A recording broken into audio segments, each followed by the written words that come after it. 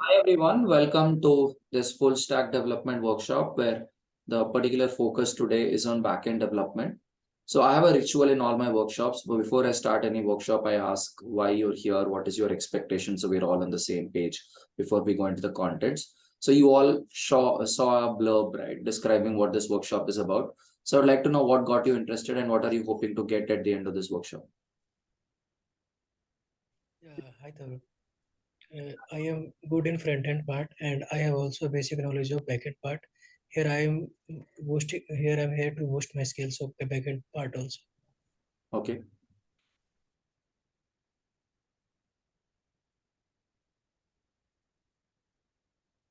Hi. Yeah, hi Manish. Actually, actually, our training gonna start from tomorrow, so I'm here on web development. Okay. Thank you, Manish. Anyone else? Yeah, Tarun, take second, sorry. Yeah, anyone else wants to go in? What got you here? Yeah, the blog mentioned about the data structure, schemas, CRUD operations, an introduction to it.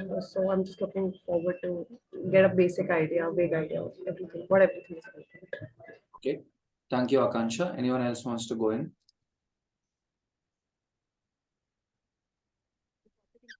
Interested me because Sorry? am I audible now? Yeah, you are. Please go ahead. Okay, so the topic, the problem statement that the developers struggle to convert to full stack developer startups. This topic interested me because I'm a front end developer, and the thing is, I wanted to know, okay, if people are having any problems or any issues, if there is a discussion on any developing topic, I'm very keen to know, okay, what is going on, and just to keep up and to know, okay, what are the problems they're facing, because I'm I'm pursuing towards technical program manager. So I really wanted to know that if I wanted to coordinate a team, if someone is having a problem, what kind of problem statements can occur in future, and what things are they facing right now. So it's a good topic for discussing to handle a group or to guide a group if there is something, and how can I help them. So it was a good topic. Sure. Thank you, Hinglaj. It's nice having you here while you're trying to understand this workshop from a program manager perspective. That definitely brings more diversity to today's discussion. And I think if you're a program manager and you're trying to, handle developers, the biggest problem you would have, which I've also stated in the blurb, is mindset problem. So when you have a skills oriented outlook, unfortunately today, the education system is having more of a skills oriented outlook rather than a oriented outlook. If we have more of a mindset oriented outlook with a less is more approach, developers can start pushing code a lot faster. Okay, before going into this workshop, I would like to put a very important disclaimer. The purpose of today's workshop is, to learn this backend development with a less is more approach. As in, you don't learn all the things which is there in the curriculum. You just learn a few things, but the idea is to understand them really, really well. A few things, but understand them really, really well and put them into implementation. If you're able to do that, and if you already know front end, I would promise that in not more than a week, you should be able to write some simple APIs and start pushing that code onto the cloud. Generally, people take months, but that can be brought down to weeks if there is efficiency, right? And today we will pursue that efficiency, but that efficiency comes in only when we have this kind of a mindset where we explore and where we don't just follow the crowd. I will again say, if you follow the crowd, my method will not work. Okay, and feel free to stop me anywhere in this workshop with your questions. Okay, feel free to stop me anywhere in this workshop with your questions. Okay, first, let us have a simplistic overview of what is a database and what is the server and what our front end is going to do, right? Let's have a simplistic overview of these three pieces. Because once we have a simplistic overview of these pieces, we'll find it easy to write our, data models and schemas. Okay. Now, why is it that we have cloud computation, right? We want, so now when you're using a mobile phone, does your mobile phone have a lot of computation power? Does your mobile phone have a lot of memory? Not that much. Not so much of memory, not so much of computational power. So it makes sense to do all the computation on a more powerful PC elsewhere, right? And it makes more sense to store all the information in another PC. And data is gold. Data is a new oil. You don't want your customers to have access to that data. So that is why what we are doing is we store our data somewhere else and we do our computation somewhere else. Right? Now let us say you're an insurance company and you want to calculate how much money you're supposed to collect from each person every month. Now the data is stored in your database and the calculations can be done on your server, right? So there is a front end. The front end is where the user is interacting with your application. The front end can run on a desktop, desktop PC of your user. It can run on a mobile. So there is a front end. There is a database which is remembering. Database is like a book which is remembering all the information. And there's a server which is a very powerful machine which can do all the calculations. And the server can constantly communicate with the front end so that the front end knows what to show. So on the front end, what we try to do is we try to give the best emotional and best aesthetic experience to the users. The visual appearance and the emotional journey of the user is what we want to improve on the front end. While any powerful computation or the business logic, we want to do it on our server, A, because the user may not have the computational resources, and B, because you may not want to reveal that business logic. Because if you write anything on the front end, by inspecting on the browser, your users can see what is your logic. Your logic becomes completely, your front end logic becomes completely visible to your user. So if you want to hide something, the only way you can hide something is in your backend. So do you now see a clear visualization of the front end, database, and your server? Can someone tell me, just so that we are on the same page, can someone tell me how you understand these three pieces? Preferably someone who has not studied this before. How do you understand these three pieces so that we have a common understanding and we go ahead? Manish, you're on mute. Could you please unmute and speak? Yeah. Like front end is something which interacts with the user, and database is something which stores the data, and the server is something which do have the lot of computational power. Okay. And why do you run that on the server? Why don't you do that on the front end? Okay, like as you said, like the company don't want to reveal their logic, and the second reason is the device which is used by user may not have that power to do that. Right. And also there's a lot of variation among devices. So to adapt it to the devices again, right? One challenge that front-end developers always face is how to make sure that your code works on various operating systems, on various browsers and so on, right? That is a challenge. So you're running it in your own server, you don't have a problem, right? You can choose which server, which operating system and which server, which environment you want it to run. Okay. Yeah, so thank you for sharing that, Manish. So now I would believe that all of you understood the threefold structure. So can I now move to the next segment? Okay, awesome. So now let us take a simple example, right? Now let us say Manish is going to write a blog. I want to store that blog and I want to show it to anybody who will come and read the blog. Now, I would like to store his blog information on my backend. I do not want that to be revealed to the users, right? So on my backend, whatever blog Manish writes, I store it in my server, in my database. I store the data. My server can do whatever computation is needed. And when Abhishek comes and Abhishek wants to read Manish's blog, Abhishek's front end shows that blog. Okay. So now let us understand how this is supposed to work. Now forget the front end, back end, and server. Let's understand what is the mechanism if this was done with pen and paper. If there was no computer, if this was done with pen and paper, what is the step? So now Abhishek wants to read the article. Can Abhishek read the article right now? No. Why? No, I don't have that article. Because the article was not written. Yes. So what do? I ask Manish to first write the article. Can Manish directly write the article? No, he needs a pen and paper. I give Manish that pen and paper. Manish writes that article. Then I take that article. Now, is this enough for me? Abhishek comes, Abhishek says, I want the article, I give it to Abhishek. Abhishek says, I'll give you tomorrow. And Naveen comes 1 hour later and says, I want the article. No, he will not be able to read that. Yeah, so then I might need photocopies, right? Hmm. So this is the process in a pen and paper format that I have the ability. I would like to give a pen and paper to Manish so that he can write it. I may want a photocopier so that I can make copies whenever anyone comes. I will, take one copy and give it to that person saying, okay, read it. Now this is the mechanism. Now, if you want to do it digitally, again, we need a similar mechanism, right? So Manish is coming to me. I would want Manish to, let's say I don't need a login and password, right? I'm trying to have a simplistic example, right? Now Manish is coming to me. Manish has to write an article. So I need to give him a tools to write his article, right?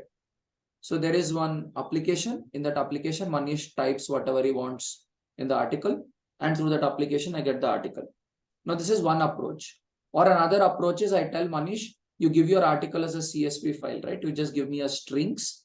I will store it on the backend.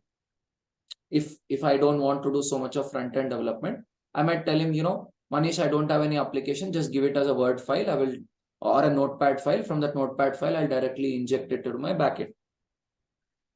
But if I want to give a good experience to Manish, I might actually make a application. And from that application, Manish writes an article. I'll take all that information from that article and have to put it to my backend, into my database, right? Now, Abhishek comes and Abhishek wants to read this article. Now, there are two approaches. One approach is I give that string to Abhishek, and Abhishek's PC will, on the front end, I will format it nicely and show. Now, do you have is Abhishek actually interacting with the article or he's just reading? Is he going to click any buttons or do anything there? Max to max, there may be a comment window, that's it. But as far as article is concerned, he will not interact in any way, right? So then, do I want to do the formatting on the back end or do I want to do it on the front end? How to load it?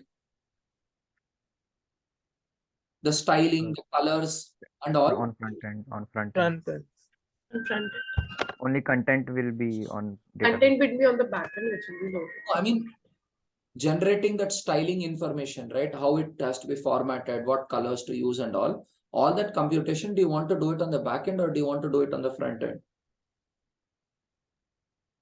On the front end? If you do it on the front end, are you going to use the user's resources? But if you do it on the back end, you don't use the user's resources, right? So you can use a templating language and you can generate that HTML on the back end itself and send that HTML from the back end to the front end. The front end just takes the HTML and shows it. That's a neater way, right? Because now think about it. Let us say 100 users. 100 users are doing it parallelly. 100 users are reading the article parallelly. Now, on Naveen's front end, you generate a HTML. On Vishweshwar's front end, you generate a HTML. On Abhishek's front end, you generate a HTML. Are you doing the same action multiple times? Are you wasting computational power? So if there's not much, variation there and there's not much that Abhishek is going to do on the front end, can I not generate the HTML on the back end itself? Can my server not create that HTML and send it to Abhishek? Okay, but that will be repetitive, I guess. Creating new HTML every time. Sure, but where is it faster, on the back end or the front end?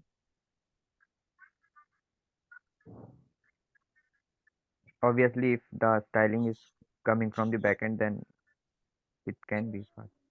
Exactly. So we try to do things as much as possible from the back end, unless you want that speed or you want that control on the front end. So you see, this is the purpose of the back end, right?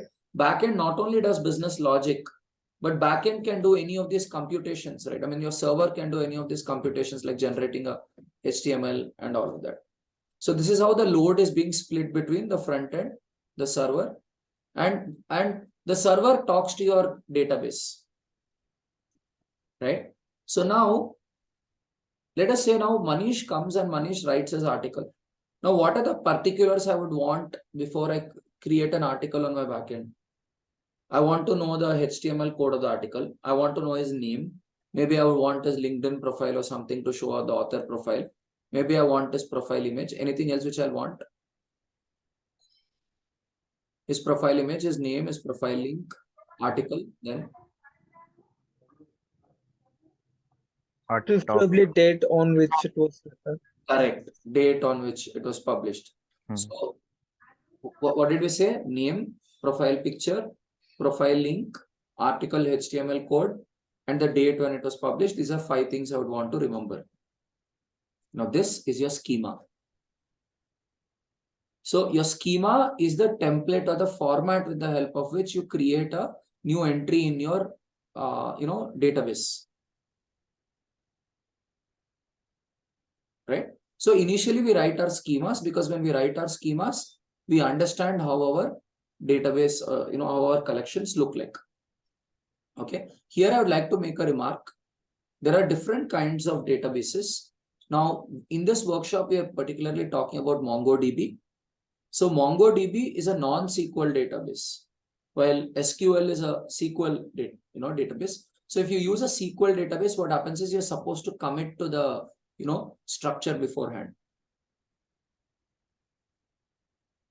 Sounds good. So as in a SQL database, if you're having 5 things, you commit that these are the 5 things you would have.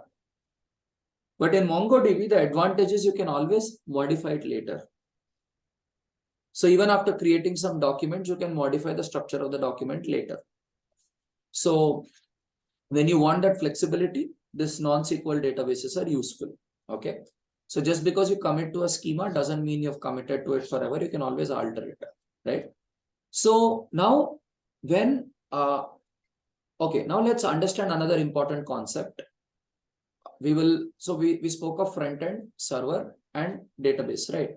Now, when your front end wants to write a new entry into a database, is a front end allowed to talk to the database directly? No, not directly. Why? For the data abstraction and security purpose. Correct. And you don't want someone to get access to all the data, and you don't want someone to just enter a lot of unnecessary data to the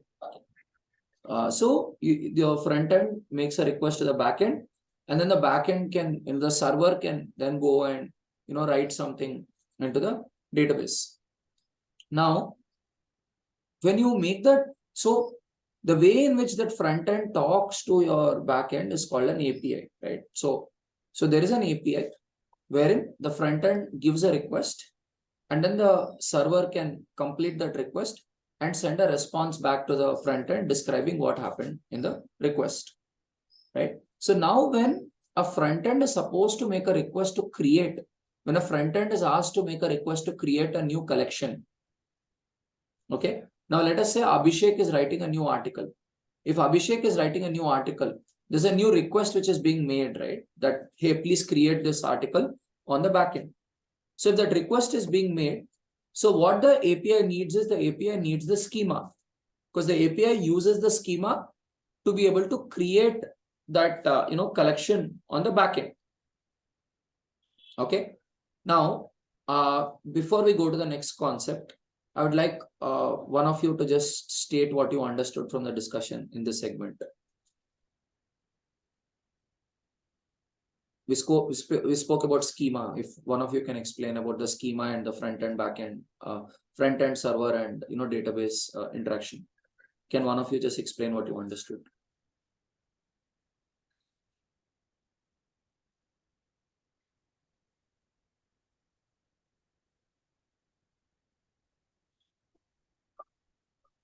Anyone?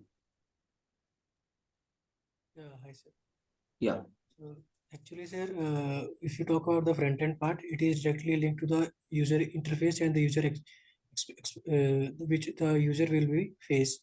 And if you talk about the backend part is those codings and those programming things which we have to hide from the customers, or which have to hide from the users. And after that, sir, we always follow the schemas to use the database, and there is a data flow diagram with which have the database and the space which has to communicate. With the help of those, we can use the combinations. And sir, and the MongoDB is the NoSQL database, and the SQL is the sequential database. In the MongoDB, whenever we have to update the data, we can change the data. And basically, whenever we front end want to be to get the API. Okay. Thank you. Thank you, Rahul. Anyone else wants to share? Hello. Vishweshwar, please. Hello. Hi, Tarun. Vishweshwar here. Yeah, Vishweshwar, please go ahead. Hi. So, I mean, what I understood, right? Schema is a kind of a format, right? What are the details that will be, popped up in on a front end?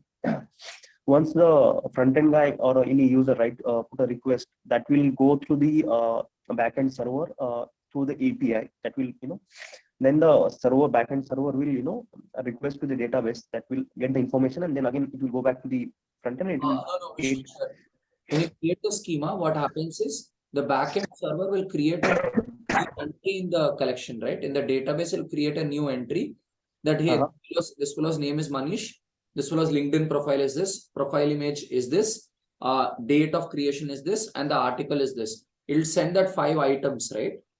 And those 5 items, the backend server writes it as a new entry to the collection. Okay, into the database, right? Yeah, we're discussing a create method, which is you're making a request for creation of a new entry. Okay. It's just one question, right? When we say the backend, can we include that the cloud as well into the backend server, because we are hosting on a AWS or maybe other cloud technologies? So can we consider, when we say the backend, can we say that Backend is it is both your database and your server combined. okay? And the server which is hosted on the, I mean, we are using the cloud technologies, right, to host. So the whole, see, if there's no cloud, there's no front end backend, no? If there's no cloud, there's no, I mean, the idea of front end back may not come in too much if there's no cloud, right? The idea of front end back end and this network communication comes in when there's cloud, because your PC, which is creating the experience for the user, is somewhere else, and the PC which is running the business logic is somewhere else. So it's on the cloud. Backend is on the cloud. Right. Did I answer your question, Vishweshwar? Yes, sir. So we discussed how to create a new entry. So when you create a new entry, what happens is the front end calls an API and it gives the information as per the schema. So schema is the format in which the front end gives the information, and then it hits the server. Now if the server validates that this API is allowed, then the API goes and creates a new entry into the database saying that this is the information, please create a new item in the database. Okay. Would anyone else wants to share your understanding of schema and creation of a new entry? Like, can you explain the term API? So yeah, so API is application program interface, right? So you can think of an API like a translator, right?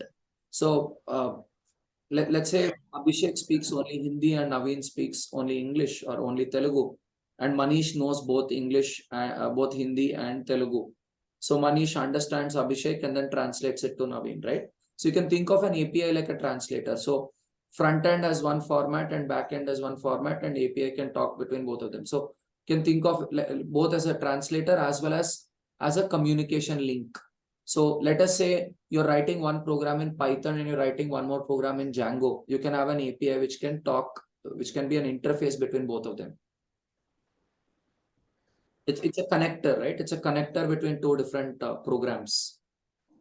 So yeah, it's a connector between two different programs. Let's understand it that way. See, what is your what is the front end part of your application? It's a code. Sir, shall I explain him? Sorry? That API. Sir, shall I explain him that API part? Yeah. Yeah, actually, who asked that question, please? It's me, Manish. Have you used a app of Book My Show? Yeah, I did. or have okay, so whenever you search ticket from the one destination to another destination, so however you saw that there is an Indigo, there is an Airways, and there is an various different airlines. But platform is there was a how for example we have booked a ticket at 5 p.m. Okay, for today only. Okay, Can you how come the again? Your managed to voice is get the trucking. So Rahul, I think you're having some internet issues, so let me proceed. This is also being recorded, so I'm trying to make sure. So Manish, let me put it this way, right? See, API is not just about front end, back end communication. I think that's a misconception a lot of people have. API is a connector between two different programs, right? Now let's understand in the front end, back end context why API comes in. So when you say front end application, what does it mean? It's a code that is running in your mobile, or it's a code that is running on your laptop, right?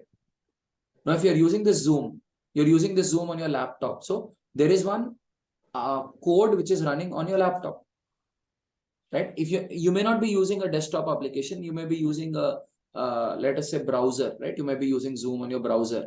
So then your browser is running some code. So there's a piece of the code which is running on your browser, and there's a piece of the code which is running on a server that Zoom is running somewhere. So which means how many computer programs do you have? Right now, 2. Correct. One program is running on your computer and one program is running on the computer of Zoom. Now you need these two programs to talk to each other, right? So API is that bus, as Abhishek said, that connector between this program and that program. Makes sense? Yeah, I got it. So when you want two different programs, application program interface, right? When you want them to talk to each other, you bring in this, API. So now you want this front end to talk to back end. So you use an API. So now let us say you want to create a new article. So front end, makes a request through an API, and that request goes to the server. The server checks if this fellow is allowed to do this or not through somebody called a middleware. Now, when that fellow checks and says, okay, this person is permitted, then the server goes and completes the operation and creates a new entry in the database. Now, for all of them to have efficient communication, it is important that they have a common structure. Okay. I would like to take a small detour here. One of my favorite examples I like to tell is, if you've seen that Siege of 2611, the series on Sony Live, they talk about, this 2611 attacks on how NSG does the operation to, save Taj. So there is one, NSG commando who goes and finds a terrorist. He takes his walkie-talkie and he says, Cody to Zulu 1, drawing heavy fire, assessment, at least 2 terrorists hold in here. Then in the control room, people are like, what's your 20? They say service corridor, right next to the kitchen. Then they're like, we are coming, hold in there. Then he says, roger that. So much of communication finished in just 20 seconds, right? Why so much of communication was able to finish in 20 seconds? Because there's a very strict structure which is followed by both the war room and the commando, right? Exactly. So if your front end, your back end, and your database, all of them have a strict structure, would your communication be efficient? Yeah, it will be. That is what your schema is. Your front end knows, hey, if I have to call this API, if I have to give this work to this fellow, I need these 5 pieces. If I don't have the 5 pieces, I will throw an error to the user and say, give me this data. I will not call the API until my user gives me all the 5 pieces of information. Or if I'm told that my API can have 5 pieces of information, of which 3 things are optional, then I would say, okay, fine. I will check if the 3 pieces are there or not. Would you want the front end to do the check, or you want the back end to do this check if all the pieces are not? Back end. Then unnecessarily you make a lot of bad I would say requests. both. Unnecessarily you made a lot of bad requests. They travel in the network. It's a waste of resources, no? Yeah, the front end. So and as Abhishek said, front end does its check and back end, the middleware also does a check. Hmm. We are foolproof. But the reason why it is important for front end also to do a check is because if front end doesn't do a check, you're making unnecessary network calls, no?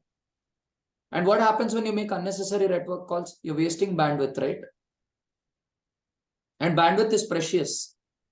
You pay for bandwidth. As a server, when you run your server, you pay for the server. And if a lot of unnecessary calls are happening, your costs go up, right? And that too, if you're running an application for millions of users, this matters. It multiplies, right? You might say, one call, what will happen? But it's millions of users. That's why a backend developer for a company which is, if you're a backend developer of a company which is running an application which is used by millions of users, every little thing matters. Right? You have to be a true Marwadi in terms of bandwidth, making sure you cut down everything and optimize everything and be very, very as diligent as, some of these trade communities are in India, right? Be very diligent about how you use your resources. Okay. So schema, see, I'm not going to data models yet. Technically speaking, the front end looks at a data model, not a schema, but you can look at a schema as a structure where all of them understand how something looks like, right? Your front end looks at it like a structure. Okay, these are the fellows who will live in the collection. The API also knows, okay, these are the fellows. Technically speaking, API also doesn't look at schema. API looks at something called a data model. But your database is the one who's interested in the schema. Your database knows, okay, this is how my document looks like. This is the structure of my document. Right? Let's see an example. Manish, linkedin.com/in/Manish Dasari. Then date of creation, 19th March 2022, say 10:30 a.m. Then the article, hi, my name is Manish, this is my blog. And profile image, this is the profile image. So these are the 5 things. Now, if I have to do it, Akansha Kandelwal, linkedin.com/in/Akansha Kandelwal, her profile picture. My name is Akansha, this is my blog, don't read it. And say the date of creation, say 21st March 2023. So you're creating multiple entries and all the entries have the common structure. That common structure is called a schema. Okay. Do you see any rocket science in writing a schema now? No. Do you agree with me that a 3rd grade child can write a schema? Yeah. But trust me, there are a lot of backend developers who take 4 months to learn how to write schemas. Or there are people who will take 2 years to learn how to write schemas. They'll go to backend. They'll go to senior developer to get guidance on how to write a schema. You know why? They don't have the brains that a 3rd grade child has. Proud products of the Indian education system. Okay, I'm happy to take any questions, but schema is a very simple concept. It's just common sense. You don't need to be a developer to write a schema. You don't need to be a developer to write a schema. You just need to know, see, you can't do it alone. You need developers to add some elements which you don't see, right? If you're a program manager, you're not into coding, you may need some extra elements that your developer can add because, based on the architecture, how your data is stored and all, some extra elements come. I will come to that in a while. I'm trying to keep things simple, but the basic format of a schema you can write, even if you're not a programmer. The extra elements, okay, your architect, your lead backend developer or someone can bring in, but the basic format is something you can write. Are we clear so far? Can I share an example which I've learned so far regarding the whole the backend, front Yeah, end, and sure. servers exam? One of the example which came came to me was like in restaurant example. Whenever you take your software as a restaurant, so whenever you go to the restaurant or when you see a building, it's a whole structure, it's a whole front end. The pop-up, the charts are the managers or the receptionists which they greet you, and when you entered you receive a menu card, so it's kind of a schema. So these are the things are offered, and if it's out of the all the waiters are kind of API, so they give you this menu you can select, and if you are going out of, they will not allow, or they will not take your order, and they will take all your request and they will give it to the chef. So they will process and they will serve you back. So of course the chef can also take your order, but he has more important things to do. He has other things to process also. I think we finished this piece in the beginning when we spoke of what is a database, what is a server, and Yeah. Fine. here we are particularly talking of what is a schema. Oh, okay. Schema comes into existence because I need a structure, right? As per that structure, we create a collection in the database, right? Now, if the good news when you use MongoDB is your schema can be fluidic, right? You have that flexibility. If you suddenly realize, no, going forward, all my collections, I'm going to, add 2 extra details. I'm not just going to ask these 5 things, but I'll also ask Abhishek which college he's from when he's writing an article, so I can show his college name below the article. I can change that for, future collections. That's the advantage with MongoDB. But it's very important to understand. See, again, here I want to make a remark. A lot of people who do these online courses, as I said in the blurb of this workshop, bad pedagogy and this coaching institutes and that Raddi approach of skills-based approach, they try to teach you as rules. Let's please not understand that this we need to do, need to, have to, should, must. These are verbs I am scared of. Because they make us look at things as strict rules. Rather, let's look at the reasoning, right? Let's look at the thought process of why the system was designed this particular way, right?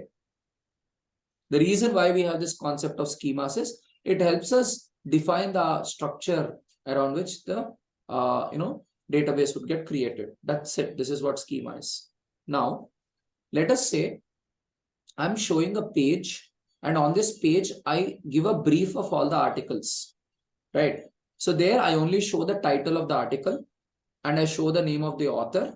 I show the profile picture of the author. I show the date of creation, and I show the link of the author. So do I have to get the entire information from the backend to this page? Again, waste of bandwidth, right? So maybe I'll need a 6th element in this schema called title. So so let's use the whiteboard. Let's write the schema for the blog, right? Name of the author, date of creation, then what else did we say? Profile link, then profile image URL, right? So that I can go to that URL and load that image. Then I need the article HTML. Then I also need the title. Now in the explore page where I just give menu of articles, do I need the name? The author, the reader would want to see the name. Do I need the date? The reader wants to see which date that article was published. Do I need the profile link? Do I need the image URL? They want to see who the author is. Article HTML, not needed. Title, needed. So these 5 things are what you transport to the front end, right? When they're reading. So that is basically what is a data model. Data model is like a subset of different schemas. Now, it is quite possible that that API which is transporting information from your database to the front end is talking to 2 or 3 different collections, right? So data model is a subset of different schemas, right? So if you think of schemas as different shelves, right? Database has different shelves which have items. So the API is going and shopping some items from each shelf, right? From each shelf, the API is picking up some items which are needed. So what items the API is supposed to pick up is the data model. Can someone tell me the difference between a data model and the API, as how you understood so far?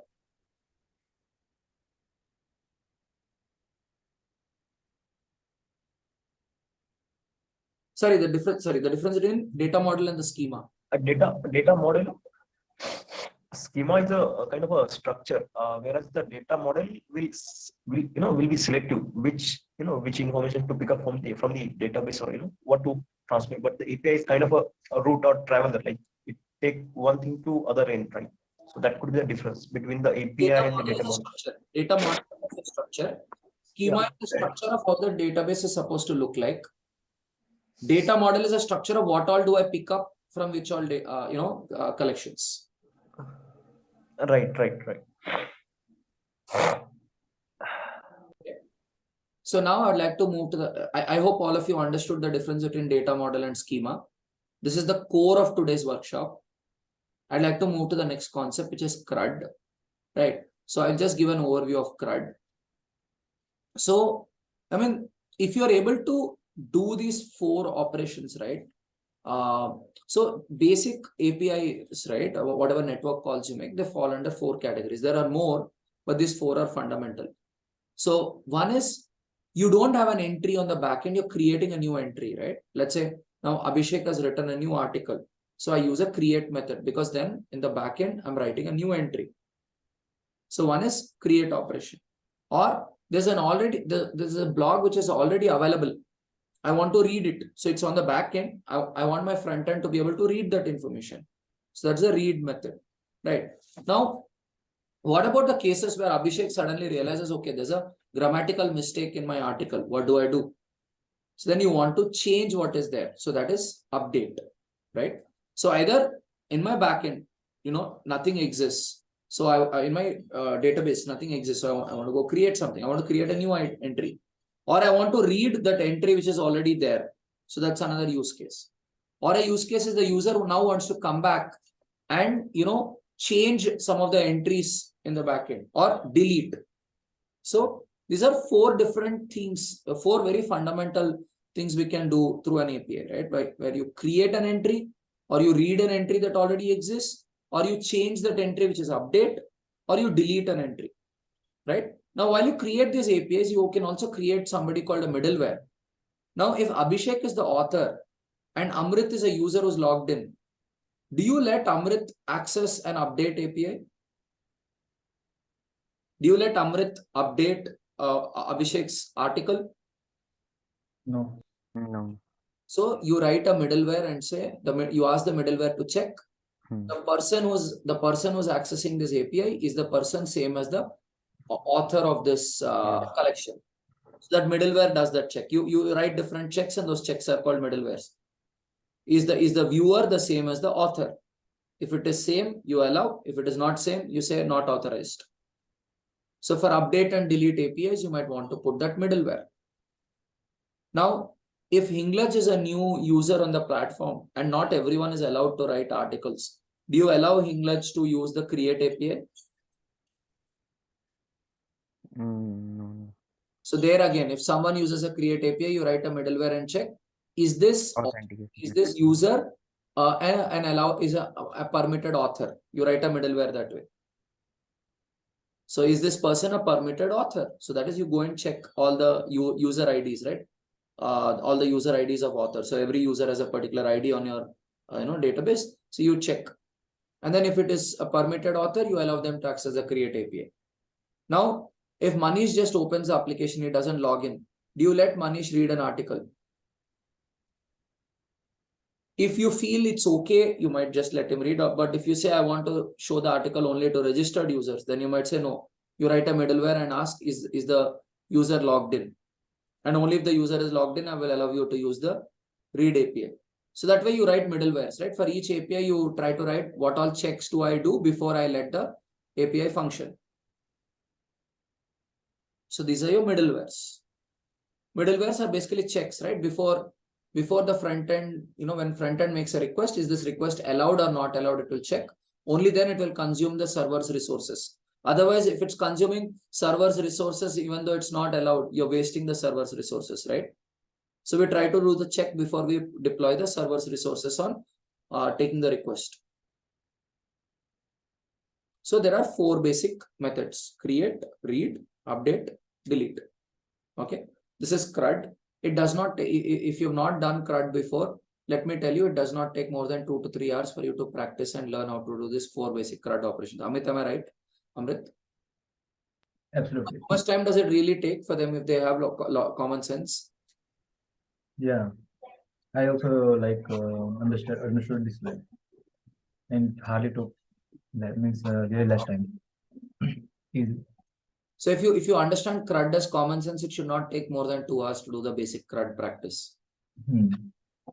So for create API, you have a basic data model. What data do you take, and what is the schema through which you create that collection, and you're done. Read, it's simple. You know your data model, what all entries you read from the collection, you read it and you show relate back. And through Postman, you can test all the APIs that you have written. Update and delete again, you need data models and you're done. Right? For create API, you'll need the data model, which will be the same as the schema, or maybe a subset of the schema if you're not going to create the entire collection at once. Right? So as long as you have a data model, you can write an API. But if you want, to create collections, you'd want to know schemas. So if you have schemas and data models, you're good to go in terms of making your APIs. Right? You're good to go in terms of your. So as far as your backend is concerned, you have your middlewares. Your middlewares are your checks for APIs.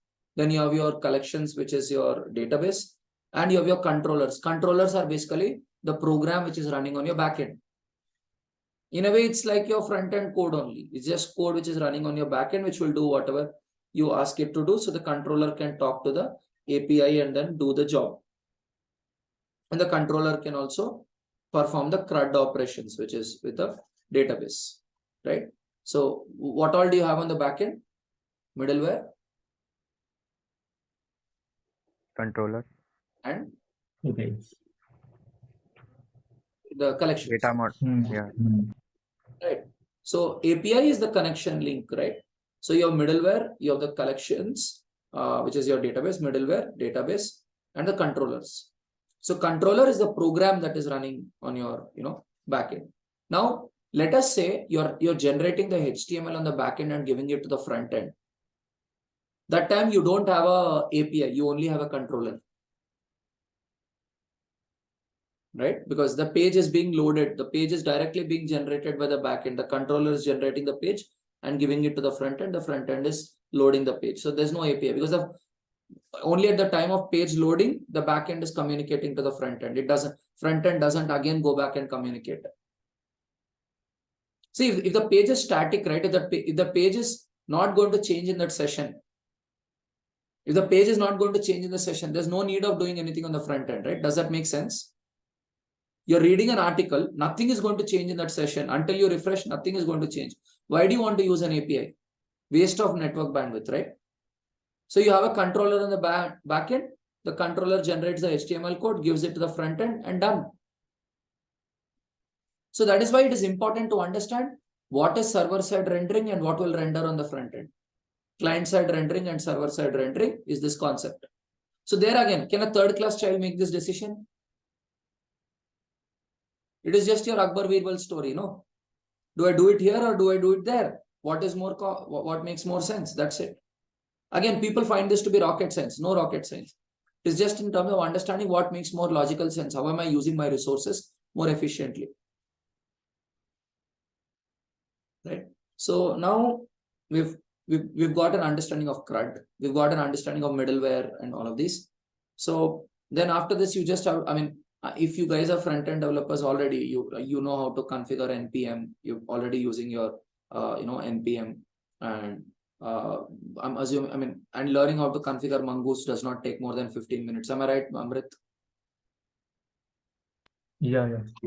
So all these you have YouTube tutorials. You just follow the steps, and you can configure the tools, Mongoose, NPM, and your Visual Studio. You guys must be using already if you're a front-end developer. So no rocket science there.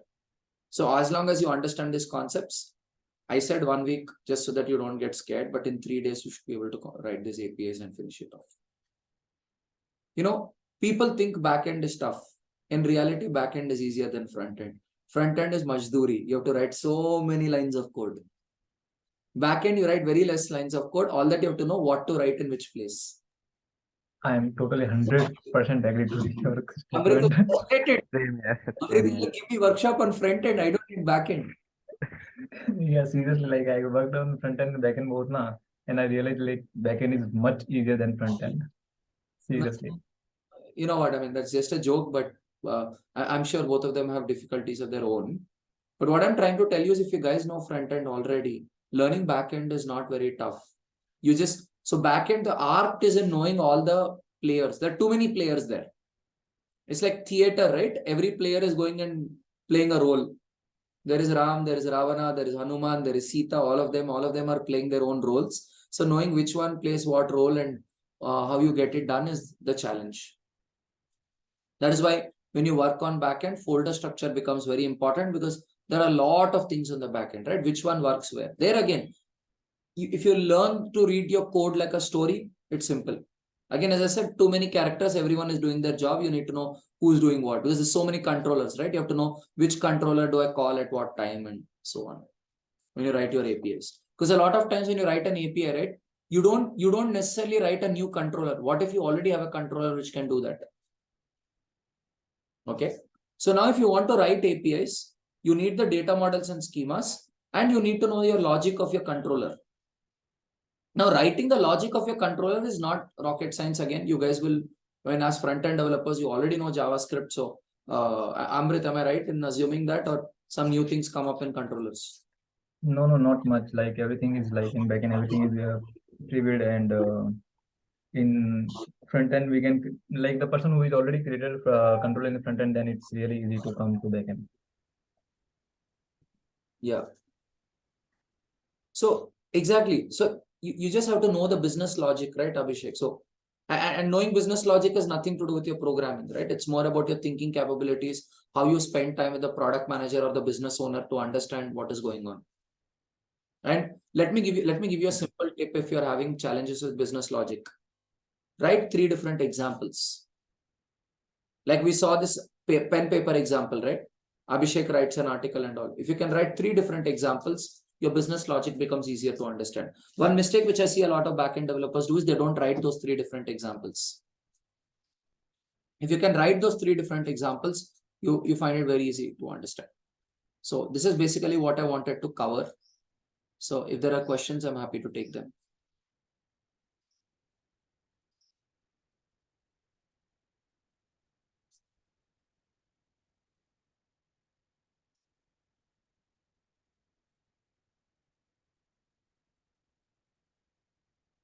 Okay, let me rather ask a question. Okay, do you think the objective of the workshop is met? Do you think you'll be able to, write a few APIs and push the code in 3 days? I mean, those who are already into front-end development. Unless and until we make a small project. You can just do this blog thing, no? This is very easy. Yeah. I mean, you can assume that, through CSV files, you're uploading the information to the backend directly. So you're just making a simple application which will read the blog entries from the MongoDB and show it on the front end. You're a front-end developer, you know how to create the blog very well. All you have to do is, create a simple API which will read that MongoDB collection and show it on the front end. This should not take much time, right? In hardly 3 hours, you should be able to complete this whole thing. You already know API integration. You already know how to write the front-end code. All you'll need is, and you have the schema ready here. All you'll have to do is write a data model and, create a small API, and through that API you do it. And since it's a practice thing, maybe you'll not write a middleware. You can write a middleware later in phase 2. Again, success as a developer is how you do it phase-wise, right? Where you don't do too many things in phase 1. Achieve something small, then do something else, then do something else. Doing it in a staggered approach is very important.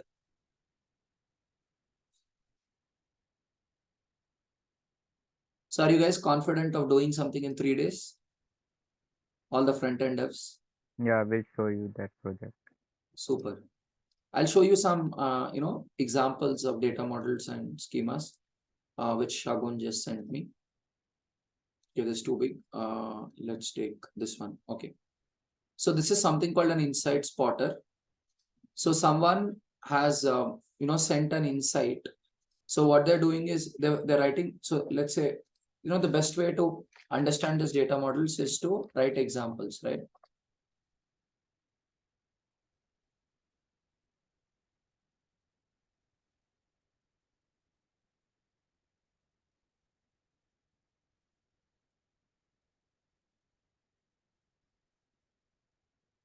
So front end is lengthier than back end. That is my statement. Category. What category is it? This is a category of software development. You understand why it is important to write examples for all your schemas? We can understand like where we are missing, and it gives more clarity. It's easier to visualize, right? Abstract things.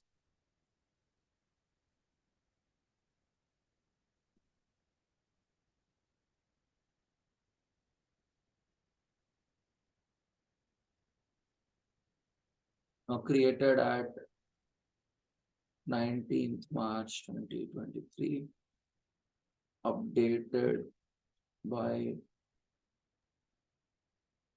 sorry, created by, so the user, right? Let's say Manish as a user 007. Now, let us say different people can update, not just the, I think here they have, in this feature, they have an opportunity where a different user can update it.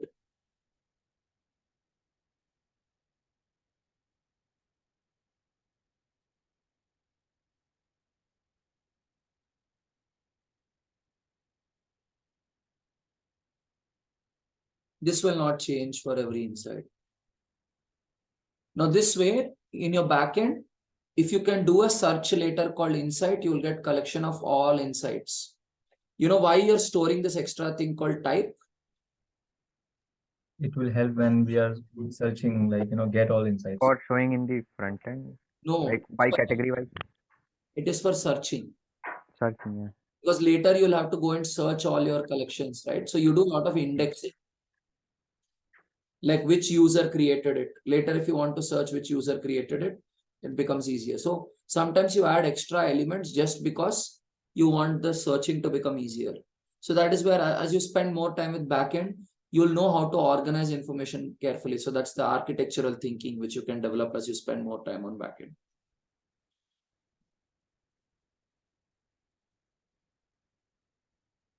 So this is another example of,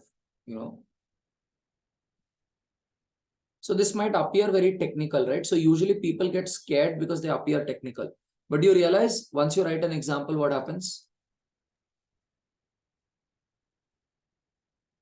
And I always recommend that people write 3 different examples. Yes, you see here, they've written some examples. There's an application manager where people can, apply for internships and stuff.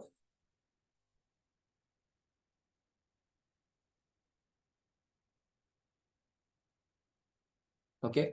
So you got the tip. When the collections and the data, when the data models and schemas appear too psychologically intimidating, what can you do?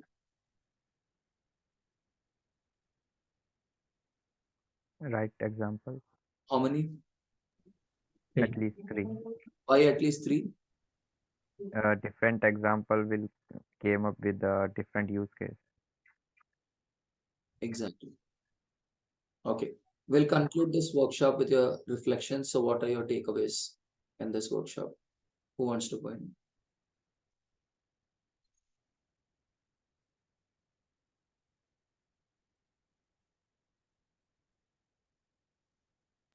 Can I?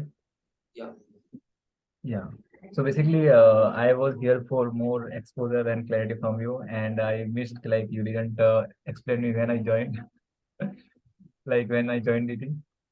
Okay. So what I understood is like when we are jumping or when we are going into the new tech now, so it is really easy to understand the eagle view, right? Like middle means the basic concept of middlewares, basic concept of controllers, not into details. So it will help us to understand things more better, and then time by time we can go into details like snake view. Okay. That is my reflection. Thank you, Amrit. Amrit is already a backend developer, just came here for fun. Yeah. Who wants to go in next? Taran, I'll go. Yeah. Just like Amrit, even I am a backend developer. So whatever you said, it was a refresh to me. a lot of learning and most importantly some unlearning too, because what I had previously learned and what you taught me are like, you taught me in a very easier way than what I had learned. So you briefed those topics very nicely. Now, in a way, a 3-year-old third grade kid would also remember it. So thanks for that, and I hope you take much more of these backend, topics and teach us like this. Thank you, Tarun. Sure, and I hope you explore the Socratic pedagogy and the Feynman pedagogy, right? The way of learning things. So Feynman says if you can't teach something to a 5-year-old, you yourself don't understand it. Yeah. And a Socratic investigation, right? Where we don't just accept things the way they are, but we question at multiple levels and try to understand why this particular structure, was adopted in the first place. Okay. Thank you, Naveen. Thank you, Amrit. Who wants to go in? What are your takeaways? Anyone else wants to go in? Yeah, Yeah, as a front-end engineer, it is very knowledgeable and knowledgeable session for me to the new aspects of the backend terms like CRUD, MongoDB, SQL. I be aware of all these basic terms, but it is more elaborate here. Thank you, Tarun. yeah. Thank you, Rahul. Who wants to go next?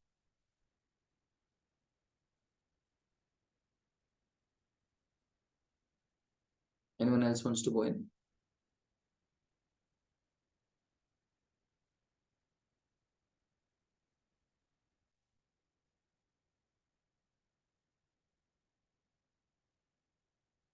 Okay. Anyone else wants to go in? No? Okay, fine. So let me summarize the workshop for you. We had a discussion initially on, cloud computation and what is front end, what is back end, what's a database, and why we have this division. We started off with that. Then we moved into, what is a schema, why we have a structure, and having a proper structure, how it makes things easy. Then we understood what's a data model. That's a subset of different schemas, so that the APIs can transport information. We saw the 4 different fundamental types of APIs, although there are more. And we saw middlewares, which are, why we saw examples of middlewares of, what checks do we do before an API is allowed to do the, job. And then we saw, how you could start off immediately by, configuring Mongoose, NPM, your Visual Studio. If you're already a front-end developer, you're already using NPM and Visual Studio, so just maybe configuring Mongoose and figuring out how Postman has to be used. 2 simple things. You can start off with a simple application. That way you can get acquainted. And I gave one example, and I also explained that if you're struggling with any data model or schema, you can write at least 3 different examples so you can visualize it. And you have when it comes to controllers, again, it's pretty simple. As you do more and more examples, I think you'll figure out how to do it. And when it comes to schemas, there are things that you add to schemas more from an architectural perspective, how you distribute different collections, how you organize your data on the back end, how you organize all your controllers on the back end, how you deal with folder structures is something you'll learn with experience. But one hack I can give you is you may want to play with a lot of good open source code bases. You may want to play with a lot of good open source code bases. For example, the interns of Deep Thought, we encourage them to play with NodeBB database or NodeBB code base, because NodeBB is a very beautifully written code base. So they follow very good processes in it. So as a developer, when you play with very well written code, right, and especially when it's open source, a big community writes it and it's very well maintained. So you'll understand good practices, what good practices you can follow. So if you want to, excel as a good backend developer, I would encourage play with as many open source code bases as possible so you can explore and see how they're doing things, right? It's like if you want to be a good architect, you want to see different houses, you want to keenly observe different houses so you get ideas which you can implement yourself, right? So in that way, you want to be a good backend developer, please play with a lot of open source code bases so you can observe a lot of good practices, in different code bases, and you can implement them as and when needed. Beyond a point, workshops and courses are not going to help you. It's only exploration which becomes important. Only self-learning is going to help you beyond a point. All these workshops or courses can only give you an introduction, but the deep dive is always going to be an exploration, right? And hope this helps you, get started within 3 days. I'll be happy for you if you're able to convert full stack in the next 3 days, right? Wishing you guys all the best, and thanks a lot for joining me.